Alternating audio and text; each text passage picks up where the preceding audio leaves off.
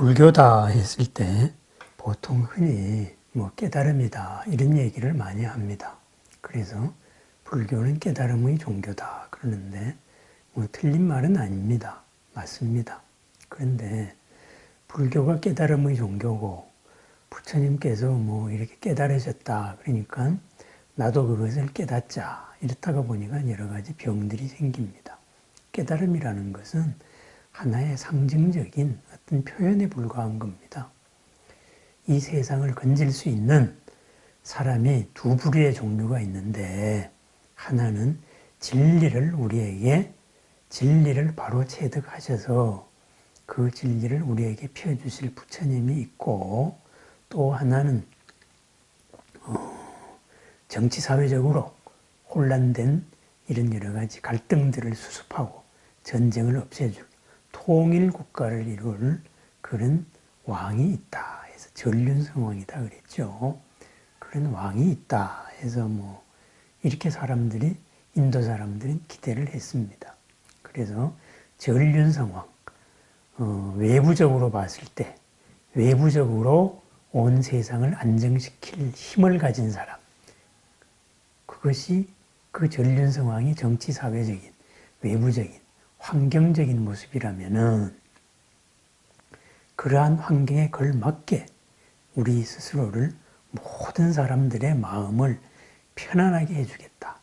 행복하게 해주겠다. 고가 없이 해주겠다. 갈등이 없이 해주겠다. 불만이 없이 해주겠다. 그러한 위대한 가르침을 펴내실 분, 그것이 바로 부처님입니다. 그래서 전륜성왕의 내적인 모습이 부처님이고 이 부처님의 외부적인 표현이 어떤 전륜성왕 이렇게 되겠죠. 그러니까 인도 사람들의 희망이었습니다. 희망이었습니다. 그럼 그 내적인 이 모든 것을 다 해결해 줄 그거는 뭐냐 했을 때 그게 바로 부처님께서 출가하신 동기입니다. 뭔가 갑갑하다 이거예요. 갑갑해서 괴롭다 이거예요. 얼마나 갑갑하고 괴로웠으면은 남들이 부러워하는 그 모든 것을 버리고 성을 떠나서 갔겠습니까? 아들을 낳았다 하는 순간에 누구나 기뻐하는 그 순간에 바로 성을 넘어가지고 도망을 갔겠습니까? 그죠? 그만큼 절실한 문제가 괴로웠던 거예요. 그 절실한 문제는 뭐예요?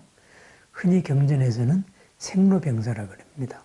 생로병사라는 거. 결국은 우리가 태어나서 늙고 병들고 죽는 피할 수 없는 어떤 한계를 말합니다. 한계 속에 갇혀 살 수밖에 없는가? 왜 인간은 한계 속에 갇혀 살아야 되는가? 여기에 대한 고민이었습니다. 그래서 그러한 한계 속에 갇혀 있는 것을 총괄적으로 표현해서 고라 그러죠. 그럼 부처님이 어떻게 깨달았다는 건 뭐예요? 그 한계를 벗어난 겁니다. 그래서 고가 없는 삶을 얻었다. 그게 깨달음입니다. 그것을 열반이라고 처음에 표현을 했습니다. 그래서 열반이라는 말의 뜻도 니르바나, 불이 꺼졌다 이 말입니다. 번뇌의 불이 꺼졌다. 번뇌가 뭐예요? 잘못된 생각 방식의 불이 꺼졌다. 이거예요. 한계를 만드는 생각 방식이 꺼졌다. 이거죠. 스스로를 올가매는 생각의 방식이 꺼졌다. 이거예요. 그래서 그러한 잘못된 게 없는 것, 이것이 열반입니다. 열반이라는 무엇이 똑 부러지게 있는 게 아니고 잘못되지 않은 것, 번뇌가 없는 것입니다. 나중에 부처님께서 교리를 정리하셔서 이것을 잘못된 것, 번뇌가 뭐냐? 그것이 바로 12연계에서 첫 시작이 되는 무명입니다. 무명. 그죠? 밝음이 아님. 정확한 의미는 밝음 아님입니다. 밝음 아님. 밝음이 없다가 아니고 밝음 아님. 밝음 아닌 걸 밝다고 생각하는 것. 이렇다가 보니까는 거기서 시작해가지고 행, 의지작용이 나오고 그 의지작용에 바탕을 해가지고 식, 그죠? 어떤 이제 마음작용, 이런 작용이 일어나고 그 의지에 수반해가지고 마음작용이 일어났을 때 거기에 이름을 붙이고, 그죠? 형상화시킨다, 구체화시킨다 이거죠. 이렇게 해서 명색. 그리고 그 명색이 이제 여러 가지 감각기관에 배당이 되어서 여러 가지 일들이 일어납니다. 그래서 육입 이렇게 되겠죠. 이렇게 되면은 주관이 갖추어져서 주관적인 판단이 갖추어져 가지고 대상에 대해서 접촉을 하게 됩니다. 그래서 접촉을 하다가 보면은 감수작용이 일어나고, 그죠? 감수작용이 일어나다가 보면 자기한테 맞는 거를 집착을 하게 되고, 그죠? 애가 되죠. 애연취. 그래서 그 집착이 더욱더 강렬하게 되면은 바로 뭐가 생긴다 이거죠. 이런 식으로 해서 뭐가 하나에 생겨서 가지고 거기서 바로 우비고뇌가 일어나는 겁니다. 그것이 우리의 몸을 받는 과정도 그렇고 또 하나는 우리의 모든 판단도 그렇다 이거예요. 그래서 결국은 이 무명과 명, 이것이 부처님과 중생을 가르는 바로 기준입니다. 그래서 부처님을 표현하는 말로 명행족이다 이런 표현이 있어요. 명행족, 명지와 그죠? 행, 그 올바른 삶의 의지, 판단에서 일어나는 거죠. 무명에서 일어난 행은 무엇입니까? 고를 초래합니다. 우비고뇌를 초래합니다. 명에서 일어난 행은 무엇을 초래하겠습니까? 즐거움을 초래합니다.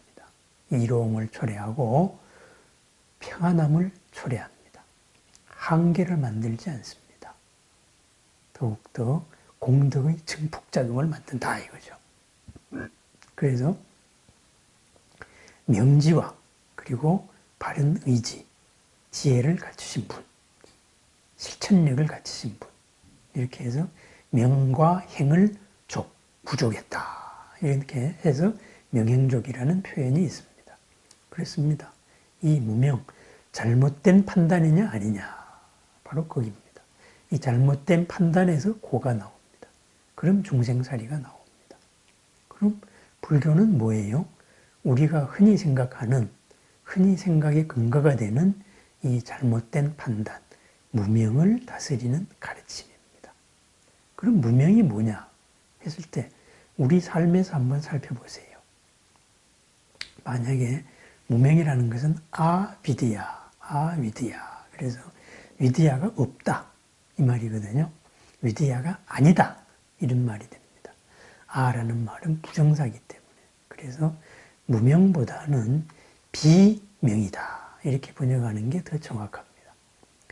만약에 우리가 무엇에 대해 가지고 완전히 모른다는 건 뭐예요? 진짜 명이 없는 거죠. 밝음이 없습니다. 깜깜합니다. 모르면은 사고 치지 않습니다. 모르니까는 아예 거긴 접근을 안 한다 이 말이에요. 그죠? 그런데 우리가 항상 사고를 치는 거, 우리 스스로를 옥조이는 거는 뭐예요? 이것이 밝음이다. 이것이 제대로 된 지식이다. 이러고 나는 생각하고 있는데 옆에서 볼 때에는 사실은 그거는 어설픈 지식이에요. 그죠? 박지 않는 거를 밝은 걸로 본 거예요. 있는 그대로를 있는 그대로 본 게 아니고 있는 그대로를 자기식으로 본 거다 이 말이에요. 자기식이라는 건 뭐예요? 자기의 옛날 의지들, 옛날 학습들 이런 총체적으로 말하면 자기의 업대로 본다 이겁니다. 그것을 더 쉽게 풀면은 자기 보고 싶은 대로 본다. 자기 보고 싶은 대로 보고 그것이 있는 그대로다. 이렇게 생각을 한다 이거예요. 그러면은 여기서 우리가 뭔가에 대해서 아는 게 뭐냐, 우리가 판단한다는 게 뭐냐, 여기에 대해서 잠깐 한번 생각해 보십시다. 어떤 현상이 있을 때 이거에 대해 가지고 참 그게 어렵다라고도 얘기하고 어떤 사람은 참 쉽다라고도 얘기합니다. 그게 무슨 말이냐? 이것은 무엇이 우리한테 왔을 때 이것을 내 속에 있는 어떤 틀에 비추어 가지고 본단 말이에요. 내 속에 있는 틀하고 맞춰보는 거예요. 그죠? 내 속에 있는 틀하고 맞춰보는데 내 속에 있는 틀은 뭐예요? 지금까지 배워온 거, 지금까지 경험해 왔던 거, 지금까지 내가 하려고 하는 거, 거기에 맞춰가지고 거기서 맞으면은 옳다 이렇게 생각을 해요. 거기서 틀리면은 이상한데 해서 누가 아무리 옳다 그래도 안 따라갑니다. 결국은 판단의 기준이 되는 게 자기 업이다 이거예요.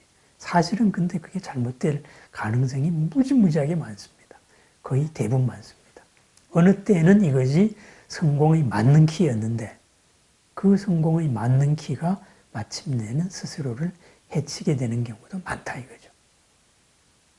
그건 우리가 신문에서 자주 보는 겁니다. 그리고 주변에서 항상 보는 사건이 그겁니다. 잘한다고 하는데 그것 때문에 망하는 겁니다. 사기꾼들의 논리가 뭐예요? 99%의 진실에다가 그 사람의 욕심을 이용해가지고 탁 하나를 섞어버립니다. 그러면은 비슷한 거에다가 자기 욕심의 덫에 걸려서 사기꾼의 휘말림에 넘어가는 겁니다. 뭐 피라미드 조직이 그렇고 뭐 여러 가지 다 그렇습니다.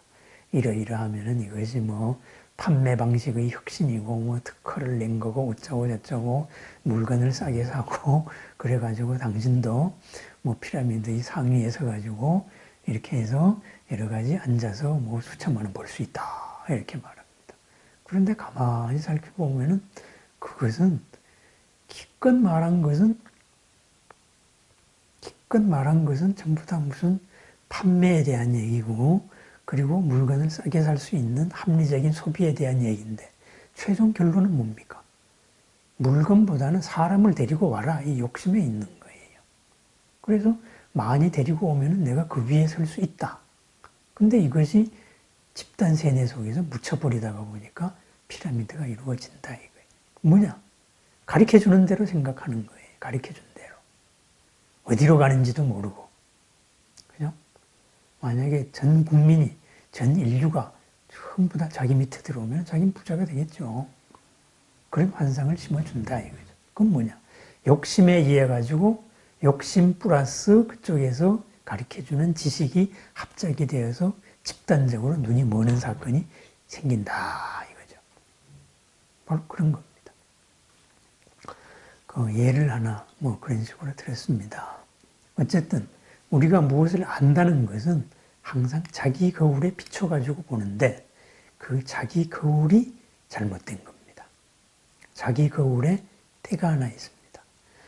아무리 객관적으로 잘 봐도 자기 거울에 욕심의 프리즘이 있을 때는 그것으로 전부 투영이 돼서 있는 그대로가 안 보인다 이거죠. 있는 그대로를 제대로 보는 것. 그것이 연기적으로 보는 겁니다.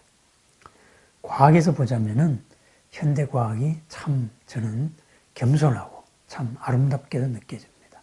제가 원래 맨 처음에는 공돌이 출신이라서 그런지 뭐 물리학, 과학 이런 데 대해서 대단히 참 재밌게 보고 있습니다. 또 생각도 하고 있습니다. 처음에 20세기의 양자 물리학이 나왔습니다. 물질이 가장 기본 단위, 그죠? 최소 물리량을 우리는 양자, 퀀텀이라 그럽니다. 뭐 플러스 마이너스 할 때 이제 그 양이 아니고 질량, 양의 기초다. 그래서 양자라고 합니다. 어쨌든 맨 처음에 사람들은 이 빛이 이것이 파동이냐 입자냐 굉장히 헷갈렸습니다. 그럼 뭐 누구는 파동이라고 그러고 누구는 입자라고 그러고 이러다가 참 큰 실험이 하나 있었죠. 이중 슬리트 실험이라고 뭐 그런 거 있습니다. 하여튼 구멍 2개를 뚫어놓고 거기다가 빛을 딱 쏘이니까 빛이 입자라면은 짠 가가지고 구멍대로 방향해서 빛의 그림자가 생겨야죠. 빛이 드러나야죠. 그런데 그쪽으로 해보니까는 바로 파동의 성질에서만 나타나는 게 맺히더라. 이래서 빛은 파동이더라. 그랬어요. 그러면은 빛이 파동이구나. 그래서 아무 소리 못했습니다. 드디어 빛이 입자라는 사람들이 항복했습니다. 그런데 몇 년 뒤에 이상한 사건이 생겼습니다. 뭐냐? 그 실험에서 구멍을 통과하는 빛을 관찰을 하려고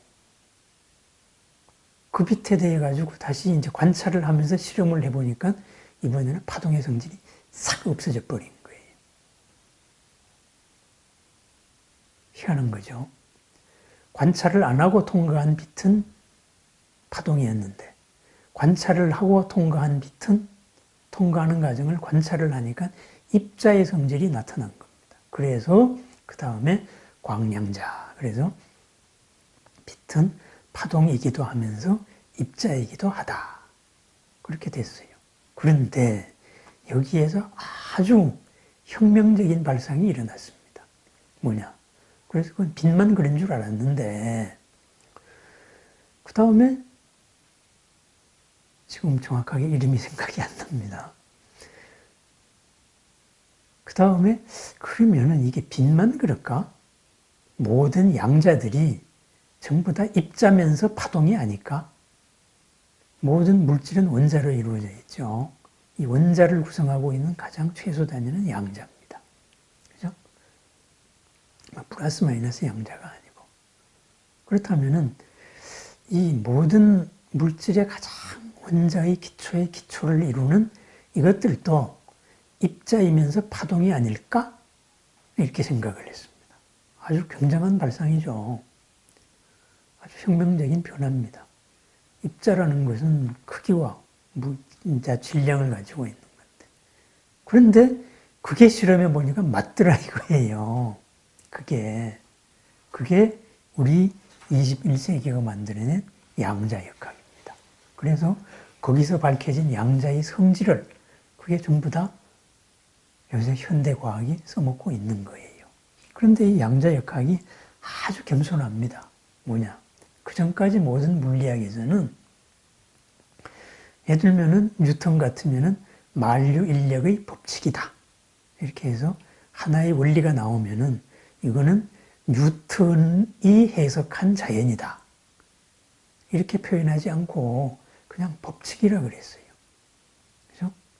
에너지는 보존된다. 에너지 보존의 법칙입니다. 엔트로피는 증가한다. 열역학의 법칙입니다.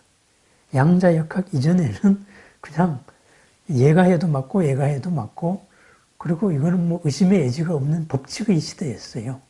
그런데 양자역학으로 오니까 눈앞에 있는 그대로가 드러나는 것은 그러한 상식을 초월하는 현상이 드러나요. 그렇다가 보니까는 이거를 가지고 내가 가장 잘 설명했다. 이렇게 해서 이것을 무슨 법칙이라고 주장하지 않습니다. 이 사람들은.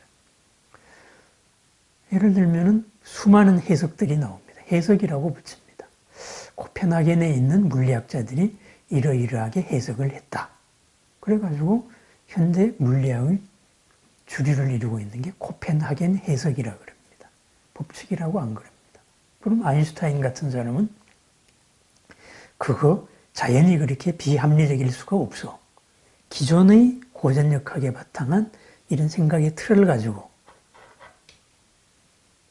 이 양자 물리학의 가장 천재적인 아주 개척자였던 아인슈타인도 죽을 때까지 코펜하겐 해석에 대해서 반대를 했단 말이죠. 이렇게 해서 다른 해석을 했어요. 또 그 외에 다세계 해석이라는 것도 있고 여러 해석이 있습니다. 결국은 그건 뭐냐? 드러난 있는 그대로의 현실, 미시세계, 여기에서 일어나는 모든 것을 이렇게 설명하면은 더 크게 완벽하게 설명할 수 있습니다. 아닙니다. 이렇게 설명하면은 더 할 수 있습니다. 그거는 좀 이상합니다. 이랬습니다. 바로 얼마나 겸손한 일입니까? 그래서 스스로가 법칙이라고 주장하지 않는 거예요. 있는 그대로 보자, 우리는. 왜 우리가 그렇게 생각해야 될까? 그 생각부터 버리자. 이것이 바로 현대 물리학의 출발입니다. 예를 들면은 전자가 있다. 그러면은 전자가 여기서 요만큼의 궤도를 돌고 있다. 그런데 다음에 관찰해 보니까 얘가 이만큼 점프한 궤도를 돌고 있더라. 그럼 아무리 관찰을 해도 중간은 없어요. 그러면은 에너지가 들어가면 전자는 여기서 요 위쪽으로 순간 이동을 하는구나. 이렇게 생각하자는 거예요. 그렇게 생각을 순간 이동을 한다. 왜 그러는지는 모르지만 이렇게 하니까는 모든 게 해석이 되는 거예요. 모든 게 실험 결과가 되고 그거를 이용해서 우리가 지금 현대 문명이 꽃피우고 있습니다. 그래? 만약에 그것이 뭔가의 고전적인 법칙이 있을 것이다. 신이 이렇게 인간을 이렇게 무질서하게 세계를 무질서하게 만들지는 않았을 것이다. 이렇게 기존 사고방식에 집착되어 있으면은 현대 문명은 불가능합니다. 당장 이 반도체에서 시작해가지고, 그죠? 우리가 쓰고 있는 GPS, 이런 것도 안 통하는 게 되는 거예요. 시간이 중력과 속도의 종속 변수다 그러니까 이게 무슨 도대체 귀신씨 나라 까먹는 소리냐. 이렇게 되는 거예요. 또, 아무런 물리적인 역학관계가 없으면은 하늘에 저 달은 없는 것인가? 아인슈타인이 죽을 때까지 비아냥거리면서 풀지 못한 숙제였습니다. 그럼 저 달은 우리가 관찰을 하지 않으면 없는 건가? 이런 식으로. 그래서 뭐 여러 가지 복잡한 게 있는데 어쨌든 이 물리학은 참 소박하게 그렇게 나갑니다. 뭐 이 이야기는 뭐 언제 한번 다시 우리 마음하고 연관시켜가지고 이야기할 기회가 있을 것입니다. 그렇습니다. 우리가 있는 그대로를 보면은 있는 그대로 안 보고 어떤 선입관이나 틀을 가지고 봤을 때보다도 더욱더 편안한 삶을 살 수가 있습니다. 고가 없어집니다. 물질의 기본 단위도 있는 그대로, 관찰한 그대로를 가지고 우리가 생각을 해보자. 그러니까는 현대 문명이 이루어진 거예요. 불확정성의 원리다. 모른다 이거예요. 확정 지을 수 없다 이 말입니다. 그죠? 위치를 확정하려고 그러면 에너지를 모르고 에너지를 확정하려고 그러면 위치가 없어진다. 여기서 시작이 됐다가 모든 게 다 됐습니다. 그러다가 보니까 뭐 공간에 이상한 성질도 나타나고 뭐 그런 여러 가지 우리가 정상적인 상식으로 말했을 때 말도 안 되는 사건들이 생깁니다. 예를 들면은 뭐 죽었다 살았다 그것이 동시에 존재할 수 있다 뭐 이런 것도 이론적으로는 나오는 거죠. 해석이. 그래서 하여튼 겸손합니다. 어쨌든 부처님께서 이야기로 돌아가면은 부처님은 무명에서의 시작한 것이 아니고 바로 명에서 시작했습니다. 밝음입니다. 그 밝음은 있는 걸 있는 그대로 보는 겁니다. 이 밝음, 그것이 연기적인 생각 방식입니다. 연기라는 게 뭐예요? 이것과 이것이 동시에 존재한다. 그죠? 내가 저기에 영향을 미치는 순간에 저기도 나한테 영향을 미치면서 같이 존재하는 겁니다. 눈앞에 아름다운 여자가 나타났습니다. 그랬을 때 내가 규정을 합니다. 그죠? 아, 저 아름다운 여자가 나를 보고 웃었다. 나를 좋아한다. 전혀 그렇지 않은데 말이죠. 그렇게 내가 규정을 했어요. 그래가지고 치근댑니다. 그 다음 어떤 결과가 나타났어요? 그냥 성추행범으로 몰리는 겁니다. 그런 결과가 나타납니다. 잘못된 규정을 했을 때 잘못된 관계에 대한 어떤 사회적인 대가가 뒤따른다 이 말이죠. 그죠? 그거는 어디서 잘못됐습니까? 처음에 있는 걸 있는 그대로 안 봤습니다. 이런 식으로 우리가 모든 현상이 우리의 고를 만들고 있는 게 뭐냐? 사실은 첫 판단의 문제입니다. 그래서 부처님도 초기경전에서 그런 말씀을 하셨습니다. 무명이라는 게 뭐냐? 무명에서 시작되어서 모든 삶이 제대로 안 된다. 이거죠. 신체적인 활동, 정신적인 활동, 언어적인 활동, 신구의 이 업이 제대로 안 된다. 밝게 안 된다. 그래서 고를 초래한다. 고를 초래하는 모든 것이 바로 무명이다. 무명에 의한 생각, 무명에 바탕한 생각이 뭐예요? 그게 본뇌예요. 잘못된 생각 방식이에요. 나를 중심으로 돌아가는 생각 방식이에요. 왜 우리는 나를 중심으로 돌아가야 되느냐? 그것은 또 우리의 구조에 대해서 다시 한번 이야기할 기회가 있을 것입니다. 예를 들면은 뭐 가장 단적인 예가 우리가 사람을 표현할 때 뭐라 그러죠? 인간이라 그럽니다. 인간이라는 건 뭐예요? 사람은 시간과 공간 속에서 산다. 인생 세간이거든요. 인생 세간에서 나온 말이거든요. 그럼 세간이라는 것은 우리 생명의 존재들을 표현하는 말입니다. 시간과 공간 속에서 살고 있는 존재다. 그럼 불교에서의 우리 생명 하나하나는 사실은 전부 독립된 생명들입니다. 독립된 우주의 중심들입니다. 그 우주가 공통적으로 담겨 있는 것이 우리가 세계라는 기세계입니다. 그래서 서로의 세계와 서로의 세계가 관계를 맺고 사는 연기관계 속에서 아주 복잡 다단하게 어우러지는 것. 그래서 자기중심적이 되는 겁니다. 그것을 여러 원리나 이데올로기로서 통합을 하려고 그러지만 근본적으로는 그렇다 이 말입니다. 그것은 현대 물리학에서 말하는 바하고 똑같습니다. 아까 시간이라는 게 속도와 중력의 변수다 그랬잖아요. 그죠?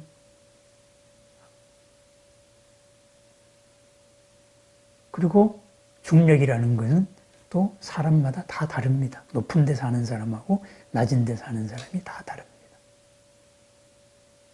그리고 사는 움직임의 속도도 다릅니다. 그러다 보니 어떻게 되느냐? 바로 불교에서 우리 인간이 세간이다. 그죠? 시간과 공간을 가지고 사는 존재다.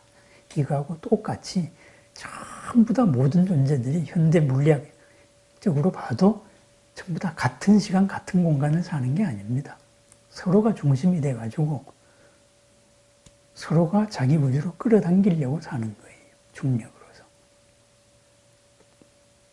그래서 그것이 바로 우리가 남을 끌어달리는 기본적인 에고가 있는 겁니다. 우리 불교적으로는 제70이라 그러죠. 이런 게 있는 겁니다. 어쨌든 이런 구조가 있습니다. 그래서 그런 구조가 이런 같은 관계 속에서 동시적으로 있는 것을 전부 자기 중심적으로 해석한다 이거죠. 그게 무명입니다. 무명. 정확하게는 비명입니다. 박지 않는 겁니다. 박지 않는 것을 밝은 걸로 착각을 하는 겁니다. 그래서 박지 않는 것을 박지 않는 것으로서 제대로 아는 것, 이것이 바로 한계를 만들지 않는 열반의 삶, 해탈의 삶의 첫 단계입니다. 그러기 위해서는 어떻게 해야 됩니까? 내가 밝은 것이라고 주장하는 나의 틀에 대해 가지고 끊임없이 반성을 해야 됩니다. 내가 왜 이걸 당연하게 생각을 하지? 이랬습니다. 나는 내 생각 방식은 왜 이럴까? 있는 걸 있는 그대로 보자 이거예요. 아까 제가 양자역학을 얘기하면서 있는 현상을 이렇게 해석을 하자. 왜 우리가 그렇게 생각해야 될까? 왜 이렇게 에너지는 점프하면 안 될까? 당연히 이렇게 거리가 있다고 생각하지? 그런 거 아니다 이거예요. 공간이라는 성질이라는 건 그냥 점프하는 거예요. 동시적으로 사라졌다 되는 거예요. 쌍둥이 양자 두 개를 멀리 떨어뜨려 놓고 한 놈을 이렇게 바꾸면은 다른 한 놈은 공간을 초월해서 이렇게 바뀌는 현상이 있는 거예요. 그게 왜 그러냐? 현상이 그런 거예요. 그럼 거기서 시작을 한다. 그죠? 그렇다면은 눈앞에 내 삶에서도 그리고 이것도 즉각적으로 이거다라고 판단되는 거에는 기계적인 뭔가의 내 틀이 대입되어 있는 겁니다. 그게 맞아? 이렇게 한번 살펴보는 태도. 그것이 바로 고를 줄이는 길입니다. 선적으로 표현하면은 그게 바로 조고각합니다. 다리 아래를 살펴봐라. 발치를 살펴봐라. 이거죠. 발치를 살펴봐라. 내 발끝을 살펴보라. 이런 뜻도 되지만은 내가 딛고서 있는 생각의 전제를 한번 살펴봐라. 이런 말이죠. 조고각하. 그죠? 어떤 스승과 제자가 가다가, 밤길을 가다가, 호롱불을 들고 가다가 호롱불을 훅 껐어요. 이런 때 뭐 해야 되지? 하고 스승이 물었습니다. 하도 마음법문에 주눅이 들다가 보니까는 뭐, 거기서 별의별 답이 다 나왔죠. 근데 한 제자가 말했죠. 아니, 발끝을 살피면서 잘 저거 해야지. 잘 걸어야지. 불도 없는데 조심하는 수밖에 없지. 무슨 헛소리입니까? 맞다. 그랬습니다. 딛고서 있는 존재. 지금 해야 될 거에 집중을 하는 겁니다. 이것은 바람이 어디서 불어가지고 꺼졌을까? 촛불이 어째가지고 잘못돼가지고 꺼졌을까? 이런 거 생각할 겨를이 없다. 이겁니다. 그건 잘못된 거죠. 당장 해결해야 된다. 지금 당장. 있는 그대로에서 시작을 해야 된다. 바로 그런 겁니다. 그래서 있는 그대로를 있는 그대로 보는 방법. 있는 그대로는 뭡니까? 하나라는 속에 수많은 조건들이 복합되어 있습니다. 그래서 일미진중 함시방.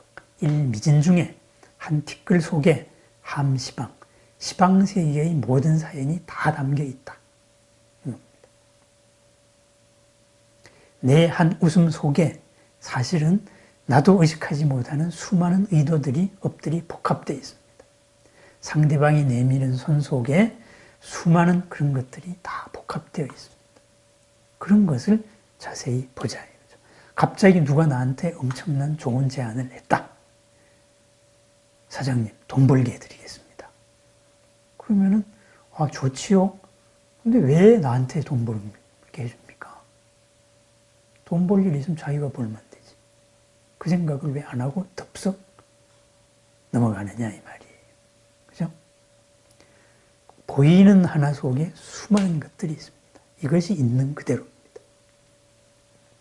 그래서 내 속에서 번뇌를 일으켜서 튀어나가려는 이것을 한번 제동 걸고 밖에서 오는 연들을 다시 한번 자세하게 살펴서 제동을 걸고 이렇게 해서 있는 그대로를 보려고 노력하는 것, 이것이 바로 부처로 나가는 삶입니다.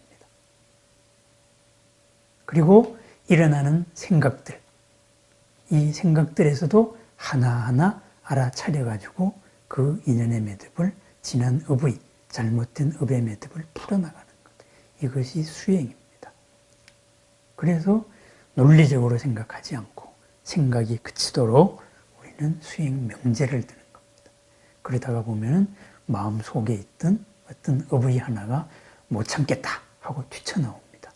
그랬을 때 하나가 나온 겁니다. 이제. 하나가 나와서 업의 매듭이 하나가 풀린 거예요. 수행 중에 나오는 여러 체험들이 그런 거다.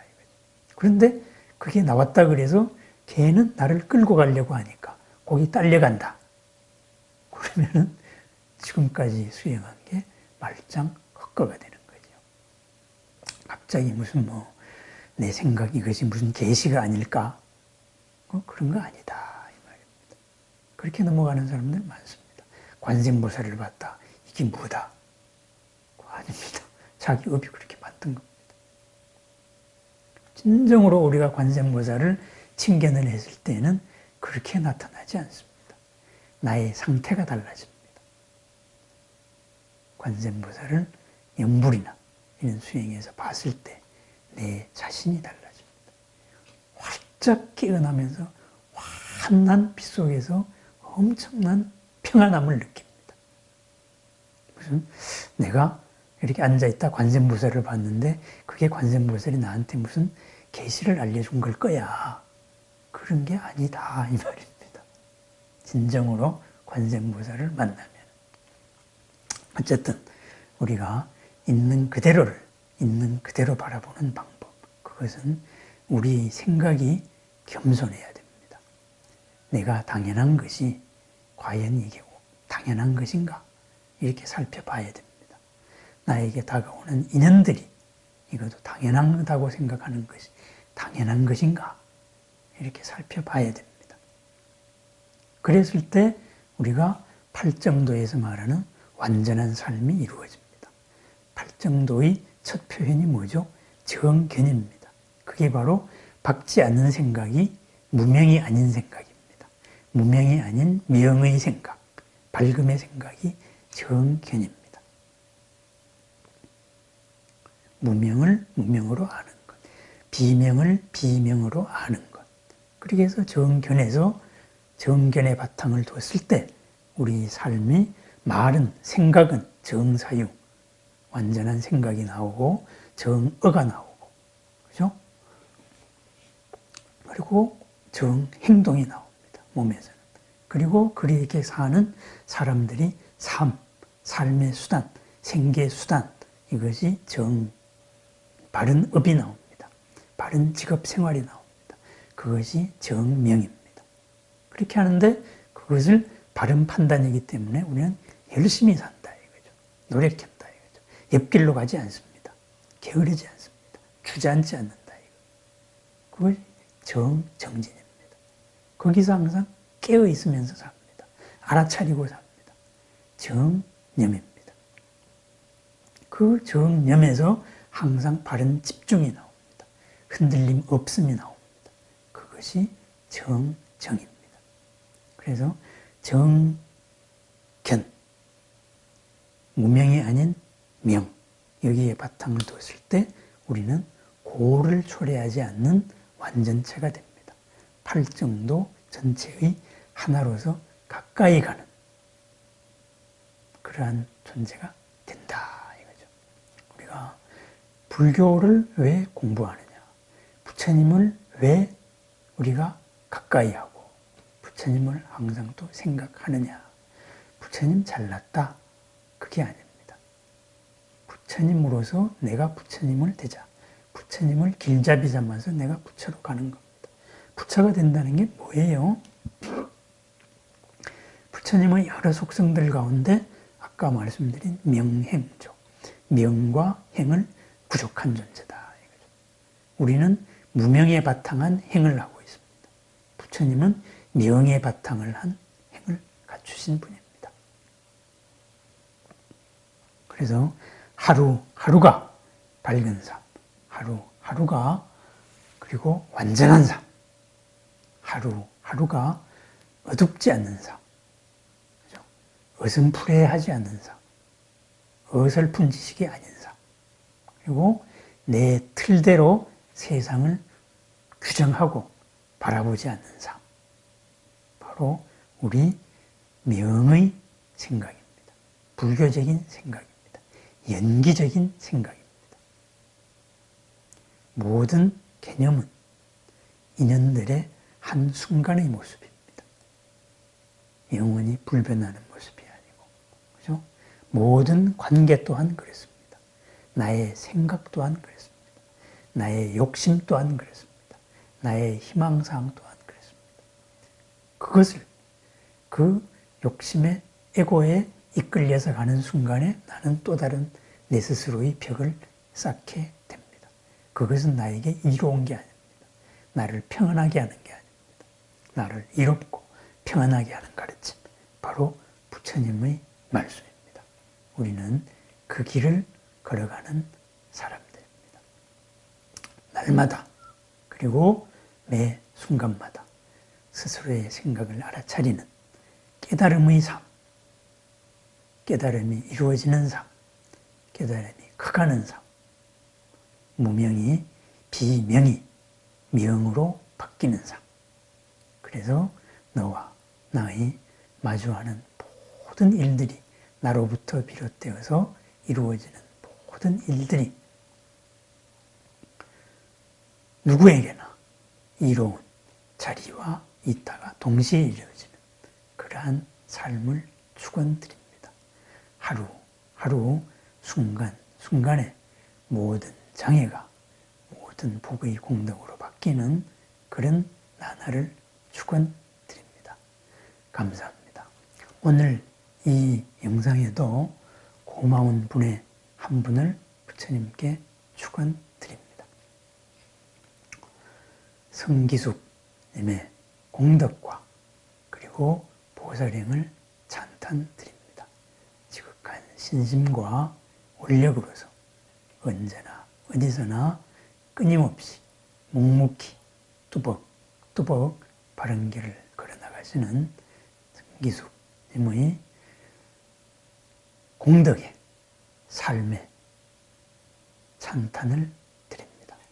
언제 어디서나 건강하시고 행복하시기를 축원드립니다. 감사합니다.